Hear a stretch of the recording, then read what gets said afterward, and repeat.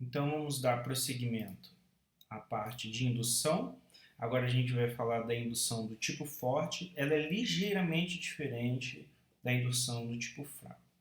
No tipo fraco, a gente tinha o passo indutivo, que seria essa parte toda, onde a nossa hipótese residia apenas sobre o K. Existia uma propriedade que era satisfeita pelo elemento K. Então, a gente supunha isso e a gente tinha que demonstrar que valia para o K mais 1. Logo, se isso daqui é válido, ainda demonstrando o passo base, seria válido para todo M. Então, isso daqui caracterizava a indução fraca.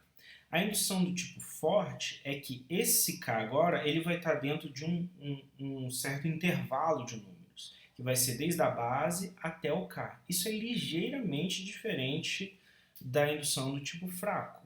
Porque a gente falava o K, obviamente ele poderia ser anterior, mas só que agora a gente está colocando ele de forma explícita para a gente. E isso vai ser essencial nas demonstrações que a gente vai fazer. Então, como que a gente escreve a indução do tipo forte? A gente vai ter que demonstrar a base, obviamente, só que o passo indutivo a gente tem uma propriedade que vale para J, contudo, esse J ele está entre 1 e K. Obviamente ele vale para K. Então, agora a gente vai ter que mostrar o PK mais 1, assim como a gente fez anteriormente. Agora, a questão de ser forte, porque a gente está implicando aqui, vai ser válido para K, vai ser válido para K-1, K-2 e vai até o P de 1. Então, aqui a gente está colocando de forma explícita as propriedades valendo do K e os anteriores dele. Então, vai valer para o P de 1, P de 2 e vai valer até o P de K. Então, valendo para isso, a gente demonstra o K mais 1 e isso daí vai ser válido para todo o M na nossa conclusão. Lembrando mais uma vez o passo base. Então, essa é a diferença que vai ficar mais clara com os exemplos. Então, imagine agora aquele caso que você está tentando subir a escada. Mas dessa vez, você sabe de uma forma diferente o processo de subir a escada. Você consegue alcançar o primeiro degrau e também o segundo degrau. E mais, se você alcançar um degrau qualquer, você consegue alcançar 2 degraus acima. Então agora eu não estou falando do degrau logo à frente, eu estou falando de 2 degraus acima. Então como que a gente faria essa demonstração partindo desses fatos? Com a indução fraca não seria tão óbvio, mas com a forte, como a gente está falando agora de intervalos, já que vale para o K, vale para o K-1, vale para o K-2. E isso vai ser essencial para a gente. Quando a gente estiver dando saltos, então até esse exemplo da escada é bastante útil para a gente, como uma forma intuitiva de chegar à indução tipo forte, vai ser essencial para as nossas demonstrações e como a gente vai enxergar. Então tá, P de N, eu consigo alcançar o enésimo degrau da escada. Então a gente tem que validar o P de 1, e ele é verdade porque eu consigo alcançar o primeiro degrau e o mesmo vale para o segundo degrau. Agora, a gente sabe pela hipótese indutiva que eu alcanço o primeiro, o segundo e até o K. E eu quero demonstrar para o K mais 1. Lembrando que o que a gente sabe agora sobre o problema é que a gente consegue ir de 2 em 2. A gente alcança o K e o K mais 2. Então falta esse intermediário. Como que a gente pode lidar com isso, tratar? Então, a gente agora vai para o K menos 1. Então, se vale para o K, vale para o K menos 1. Porém, eu sei que eu consigo dar um salto com 2 degraus, pela regra 2. Então, como eu alcanço o K-1 e a regra 2 diz que eu consigo alcançar 2 degraus acima, então eu alcanço o K-1, pulando 1, o K, e vou para o K mais 1. Então, assim eu consigo demonstrar que vale para K mais 1. Então, a grande diferença para a indução do tipo forte é quando eu falo com intervalos, eu não estou falando logo o sucessor. Então eu posso pegar qualquer dessas propriedades de K, K-1, K-2. Então esse salto vai ser essencial para a gente tratar nossos problemas. E isso que diferencia a indução do tipo forte e do tipo fraco.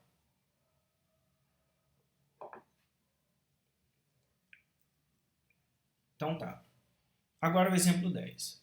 N é um número inteiro, maior do que 1, então N pode ser escrito como produto de números primos. Isso daqui a gente já conhece, uma propriedade matemática básica, mas como que a gente demonstra isso?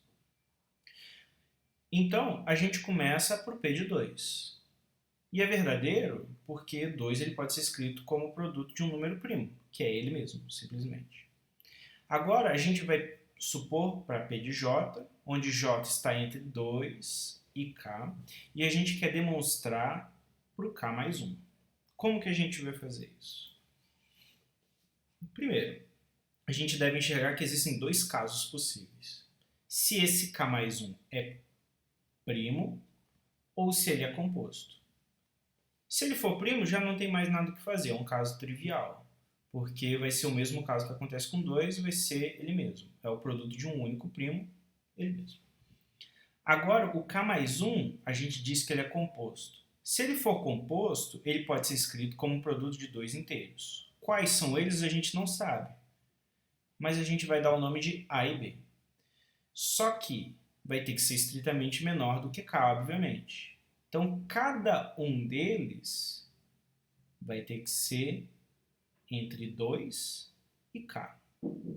Contudo, agora a gente usa a nossa hipótese indutiva. Esse A e B, a gente sabe que vale para eles. Porque vai valer, a gente consegue escrever esse A como produto de primos, pela nossa hipótese indutiva, já que eles são menores do que K.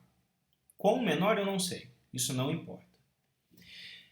E o B também, a mesma coisa. A gente pode escrever. Então, o K mais 1 ele é escrito como produto de A vezes B, e A e B, cada um deles pode ser escrito como produto de primos. Logo, o K mais 1 também pode ser escrito como produto de números primos. E assim encerra a nossa demonstração. A gente pode concluir, então, que um número inteiro pode ser escrito como um produto de primos. Então, a grande questão aqui é que a gente não olhou para a propriedade do P de A ou P de B para um K específico. A gente falou que o B é menor ou igual a K, com o menor a gente não sabe, e o A também. Então a gente está olhando esse intervalo onde a nossa propriedade é válida. E é aí que a gente usa a indução do tipo forte. Agora, esse exemplo 11. Toda postagem de 12 centavos ou mais pode ser feita usando apenas selos de 4 centavos e selos de 5 centavos. Então, se a gente tem uma postagem N qualquer, sendo ela maior do que 12, a gente pode escrever como 4 centavos e 5 centavos. Então, a proposição é: qualquer postagem de N centavos pode ser feita usando apenas selos de 4 centavos e 5 centavos. Essa demonstração é um pouco diferente, vai precisar de um número maior no passo base, que vai servir bastante nessa demonstração. Então aqui a gente vai usar 4 casos base. O P de 12, e ele é verdadeiro porque vão ser 3 selos de 4 centavos.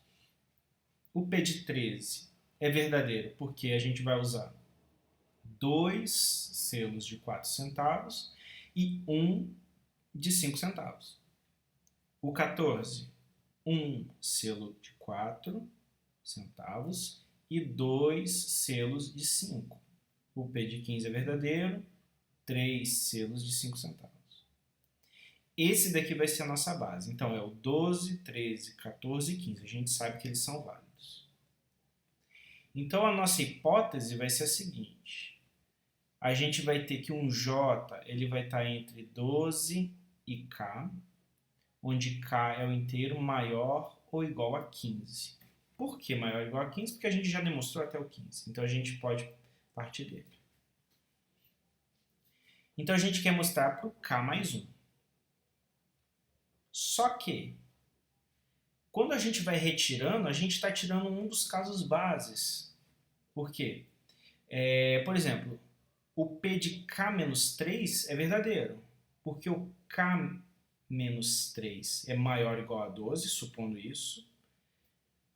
Dentro desse 12 menor ou igual a J e K, sendo o P de J verdadeiro. Logo, existe uma maneira de postar K menos 3 centavos, que é como? Usando apenas selos de 4 e 5 para demonstrar o K mais 1. Por que isso acontece? Porque a gente está tirando apenas um selo de 4 centavos. Então, eu estou dando esse salto. Então, eu estou mostrando que vale para o K menos 3. Se eu adiciono um selo de 4 centavos, vai valer para o K mais 1. Então, o que a gente está fazendo não é para o K especificamente. A gente está usando a hipótese que vale para o K menos 3. Então, repetindo, pela hipótese indutiva, K menos 3 é verdadeiro, porque o K menos 3 é maior ou igual a 12, e a gente viu isso na hipótese indutiva. Então, existe uma maneira de postar K menos 3 centavos usando apenas selos de 4 e 5 centavos. E para postar um K mais 1, basta acrescentar a postagem possível para K menos 3 um selo de 4 centavos. Então, se a gente tentasse usar a indução do tipo fraco aqui, a gente estaria fixando o K e o K mais 1, mas nesse caso a gente precisou do K menos 3. Isso daqui foi essencial para a gente.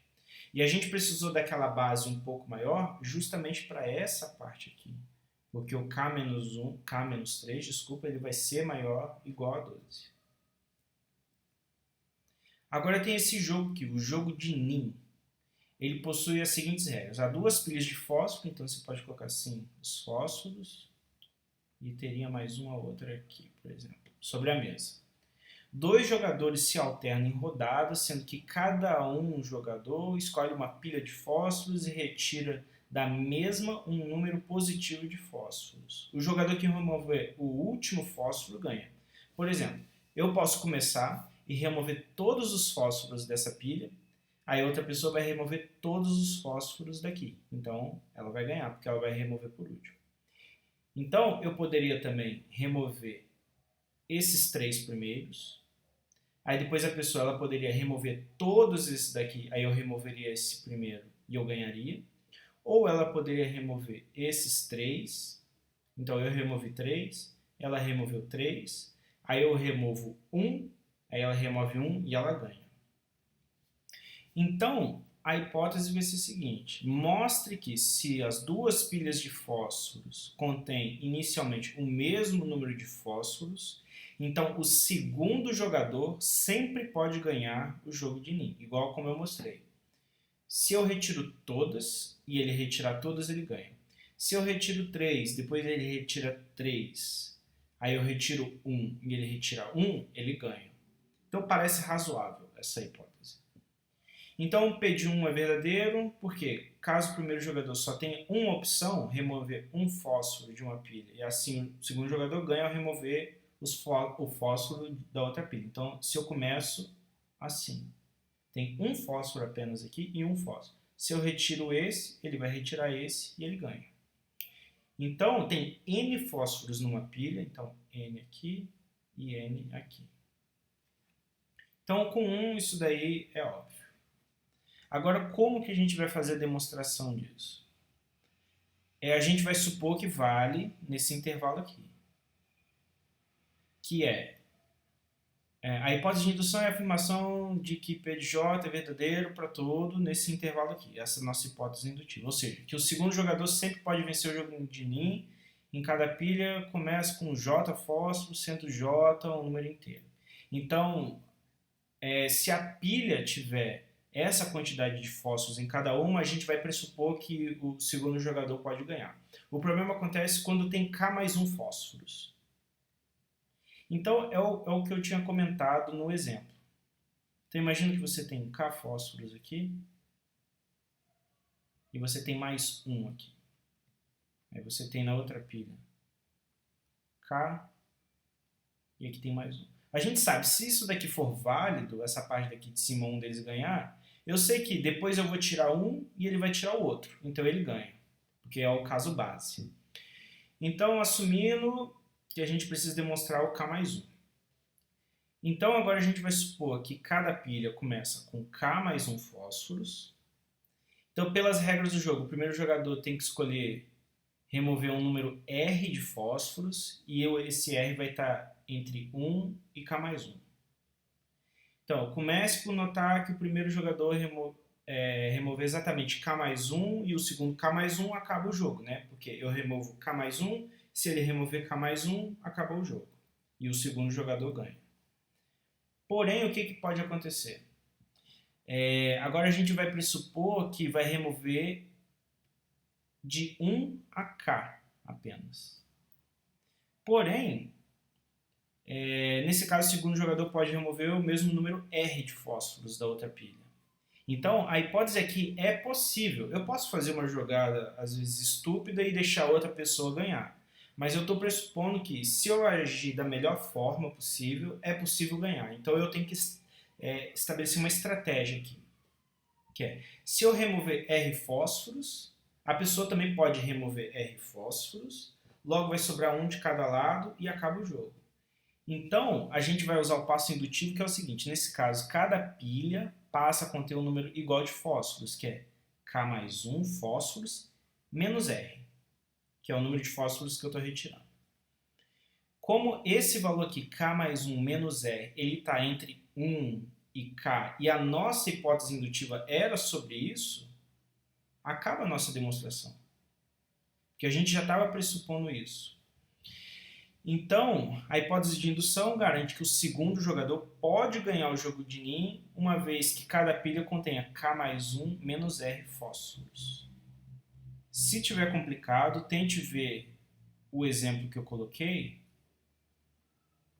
o caso mais simples possível, né? Que eu tinha K fósforos aqui, mais K fósforos, aqui tem 1 e 1. Então, pressupondo que ele tira K, depois eu posso tirar K, sobra 1 e 1.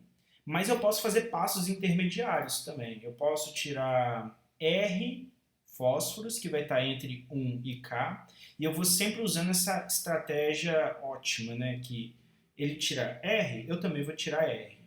Até o ponto que, quando ele tirar K, eu vou tirar K, aí depois tira 1 e tira 1, se eu for o segundo jogador, eu sempre ganho. Então, essa é a estratégia. Eu estou tirando aqui R fósforos. E como R é um número entre 1 e K, isso daqui vai estar sempre entre 1 e K, que é a nossa hipótese indutiva. Então, para terminar, o princípio da indução matemática, fraca e forte, eles são equivalentes. Por exemplo, toda demonstração que pode ser feita com indução fraca pode ser também feita com indução forte, então é só uma questão de estratégia e deixar um pouco melhor escrito certas partes, porque eles são equivalentes. Como que você pode demonstrar isso? Ficou muito como desafio. Toda demonstração que pode ser feita com indução forte pode ser feita com a fraca. Como que você demonstra isso? E para fechar também, o princípio da indução fraca e forte são equivalentes ao seguinte axioma dos números naturais, que é o princípio da coordenação. Seja um conjunto S, um subconjunto não vazio de N, qualquer um, então S tem um menor elemento. Fica como pensamento para as demonstrações e equivalência entre indução fraca, forte e o princípio da coordenação. E aqui a gente termina essa parte de indução, a gente vai depois entrar na parte de recursão.